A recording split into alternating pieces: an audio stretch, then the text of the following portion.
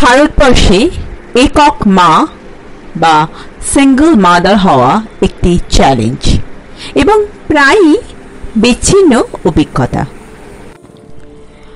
দুর্ভাগ্যবশত আজও এই শক্তিশালী নারীরা প্রতিদিন সমাজের বিভিন্ন সমালোচনা, বিচার ও বৈষম্যের সম্মুখীন হচ্ছে। তবে আজকের 21 শতকে দাঁড়িয়ে আমরা এমন বহু সিঙ্গল মাদারকে জানি যারা নিজেদের পেশার জায়গায় খুবই পরিচিত ও স্বমহিমায় কাজ করছেন, কিন্তু তবুও একক মাতৃত্বের সময় অনেক সমস্যার সম্মুখীন হয়েছেন।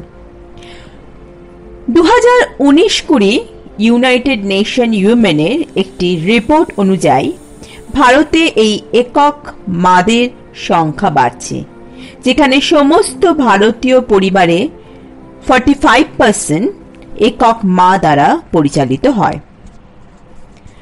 আজও বহু সিঙ্গল মাদারকে তাদের সন্তানের শিক্ষাদানের ক্ষেত্রে শিক্ষা প্রতিষ্ঠানগুলির তরফ থেকে সন্তানের পিতার পরিচয় জানতে চাওয়া হয়।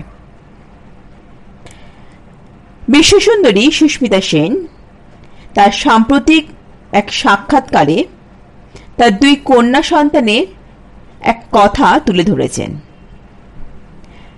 সেখানে প্রকাশ করেছেন যে তার কন্যারা বলছেন তার কন্যারা বাবা চায় না।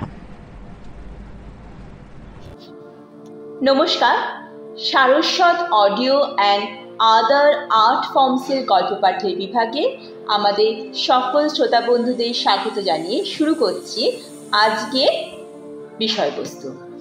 আজকে আমাদের যে বিষয়টি আলোচ্য বিষয়বস্তু সেটি হচ্ছে বৈদিক যুগে একক মা বা সিঙ্গল মাদার। কিন্তু আপনারা কি জানেন, ভারতবর্ষে এই একক মাতৃত্বের যে ধারণাটি সেটি কিন্তু শুধু এই যুগ থেকেই শুরু হয়নি। এই ধারণাটি এসেছে বৈদিক যুগে সময় থেকে।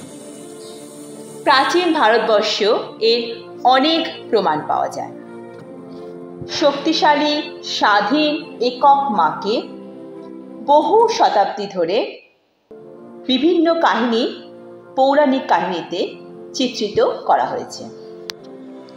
আজকে সেই রকম পঞ্চমাতার কথা আমি আপনাদের জানাবো, যে মায়েরা তাদের সন্তানদের নিজের হেফাজতে রেখে তাদের নিজেদের শর্তে বড় করে তুলেছেন এবং সমাজের বুকে সন্তানদের প্রতিষ্ঠিত করেছেন। তাহলে শুরু করি।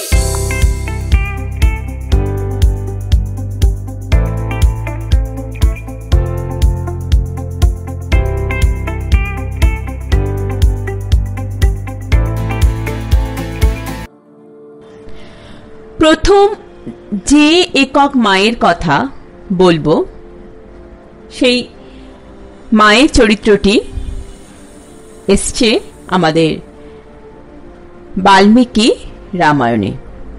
তিনি হলেন সীতা।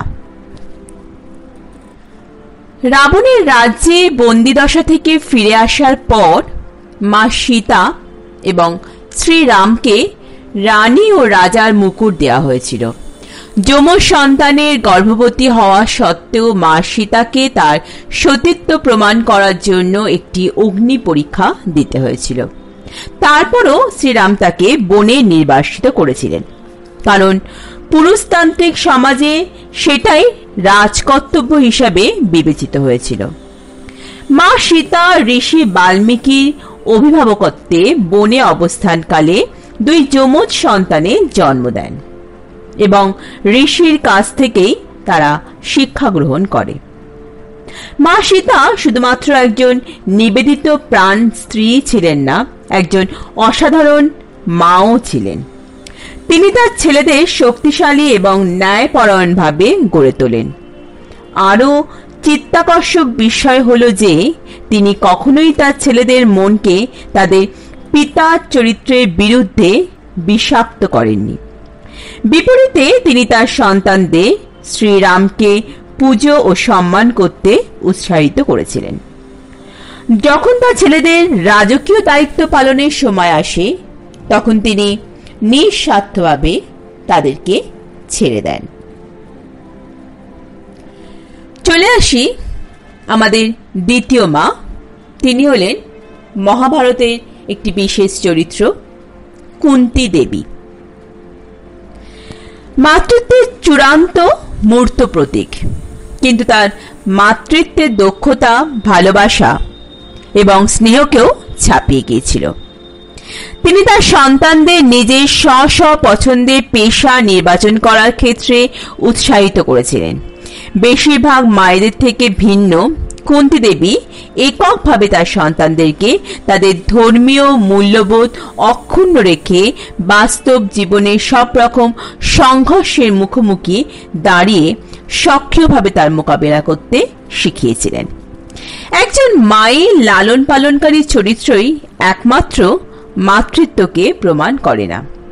সত্যিকারের মাতৃত্বের মধ্যে রয়েছে শিশুকে তাদের নিজস্ব পরিচয় খুঁজে পেতে সাহায্য করা এবং তাদের কাজ করার ক্ষমতা দেওয়া। কুন্তী দেবী বেশিরভাগ মায়েদের থেকে ভিন্ন ধর্মের একটি শক্তিশালী ভিত্তি বজায় রেখে তার সন্তানদের সক্রিয়ভাবে জীবন যুদ্ধে অংশগ্রহণ করার জন্য বড় করেছেন। তার সন্তানরা করুণা ও ধার্মিকতার মধ্যে দিয়ে কঠিনতম পরিস্থিতিগুলি পরিচালনা করার জন্য প্রস্তুত ছিল। কুন্তী দেবী ছিলেন এমন একজন মা যিনি তার সন্তানদের ভালোবাসা ও গভীর উদ্দেশ্য উভয়ই প্রদান করেছিলেন। চলে আসি আমাদের তৃতীয় মা। তিনি হলেন শকুন্তলা।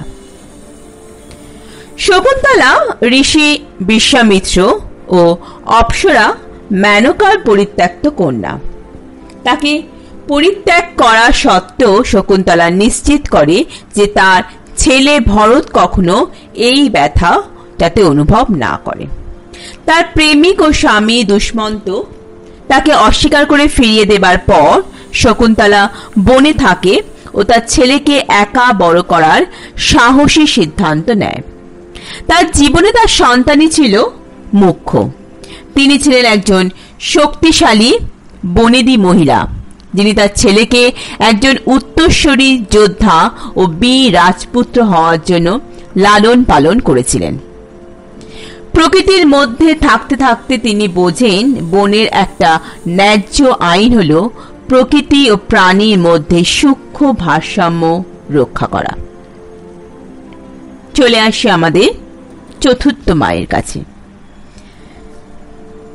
এই মাও মহাভারতের একটি চরিত্র। তিনি হলেন হিড়িম্বা। ভীমের প্রথমা স্ত্রী হওয়া সত্ত্বেও হিড়িম্বা রাক্ষসী, কিন্তু তার প্রধানা রানী হওয়ার প্রাধান্য অর্জন করতে পারেননি। তিনি ভীমের গভীর প্রেমে পড়েছিলেন যখন তিনি তার পরিবারের সাথে বনে আশ্রয় করছিলেন। ভীম হিড়িম্বাকে বিবাহ করে, কিন্তু তা সত্ত্বেও তার সাথে আনতে পারেননি। মহাভারতের যুদ্ধে কৌরবদের বিরুদ্ধে ভীমের পুত্র ঘটোৎকচ পাণ্ডবদের কাছে একটি মূল্যবান সম্পদ হিসাবে প্রমাণিত হয়েছিল। কৃষ্ণের বুদ্ধিতে পাণ্ডবরা ভীমের পুত্র ঘটোৎকচকে তাদের সেনাবাহিনীতে অন্তর্ভুক্ত করার সিদ্ধান্ত নেন। শত্রু শিবিরে ত্রাস সৃষ্টি করেও পাণ্ডবদের প্রাণ রক্ষার মধ্যে দিয়ে ঘটোৎকচ প্রাণ হারান। হিড়িম্বা ছিলেন একজন শক্তিশালী একক মা যিনি একটি অবিশ্বাস্য পুত্রকে বড় করেছিলেন এবং মহাভারতে একটি গুরুত্বপূর্ণ ভূমিকা পালন করেছিলেন। তার অটল সমর্থন এবং অবদান ছিল পাণ্ডবদের সাফল্য এবং মঙ্গলের একটি অবিচ্ছেদ্য কারণ। চলে আসি আমাদের সর্বশেষ মায়ের কথায়, যার নাম জাবাল। ইনি ছিলেন দার্শনিক ও ঋষি সত্যকামা জাবালির মা। তিনি কেবল তাকে জীবনই দেননি, তিনি তাকে সম্মান ও মূল্য দিয়েছিলেন। জাবালির পরিচয় তার নাম থেকেই এসেছে। ঋষি গৌতমের থেকে শিক্ষাগ্রহণ কালে যখন জাবালিকে তার পিতৃ পরিচয় জানতে চাওয়া হয়েছিল, তখন সে তার মার বলা কথাই বলেছিলেন, আমি জানি না তোমার বাবাকে, আমি তোমার মা, আর তুমি জাবালি, আমার ছেলে। এই উত্তরের মধ্যে দিয়ে মায়ের শক্তি, সাহস ও স্থিতিস্থাপকতার প্রমাণ পাওয়া যায়, যারা কেবল তাদের মাতৃত্বের দায়িত্বই প্রমাণ করে না, বরং সামাজিক পক্ষপাত ও কলঙ্কের বিরুদ্ধে তাদের লড়াইকেও তুলে ধরে। এখানেই শেষ করছি আমাদের আজকের পরিবেশনা। আমাদের আজকের পরিবেশনাটি আপনাদের কেমন লাগলো অবশ্যই কমেন্ট বক্সে আপনাদের মূল্যবান মন্তব্য বলবেন। ভালো লাগলে লাইক করবেন, শেয়ার করবেন এবং নতুন শ্রোতা বন্ধু হলে অবশ্যই চ্যানেলটি সাবস্ক্রাইব করে পাশে থাকা বেল আইকনটি প্রেস করে দেবেন। আজকে এই পর্যন্তই। আবার আরেকটি নতুন বিষয়বস্তু নিয়ে আমরা চলে আসবো আপনাদের কাছে।